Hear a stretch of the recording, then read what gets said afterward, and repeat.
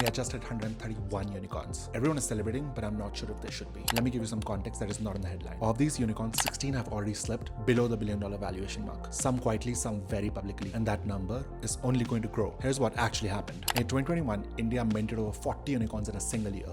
40 in 1 year. And a lot of those companies were built on the same playbook. Raise a massive round, subsidize growth aggressively, acquire customers at any cost, and worry about the business model later. That is not building a company, that is buying a valuation. And now the market is asking for a bill. Already saw what happened to Unacademy. $3.4 billion valuation in 2021, being acquired now at 90% cut. That is not a one-off story, that is a pattern. And here's my honest take as someone who has been on the VC side. The unicorn label in India became a status symbol during the funding boom. Founders chased it, investors handed it out, and very few people stopped to ask a very basic question. Is this actually a real business? Real business have real unit economics, real retention, real reasons customers come back without a discount. A lot of India's unicorns never answered that question. They just raised the next round before anyone asked. The ones that survived the next 5 years are going to be the ones who were building the real business this whole time. The ones who are obsessed with the customers and the product, not the valuation. I'm genuinely excited about Indian startups. The talent is real, the market is real, the opportunity is massive. But 131 unicorns is not a milestone worth celebrating until we know how many of them actually have a business underneath the number. What do you think? How many of India's unicorns are actually built to last? Next, I want to tell you about a founder who got rejected by every single investor in Silicon Valley, who sold cereal boxes to keep his company alive and built one of the most valuable companies in the world anyway.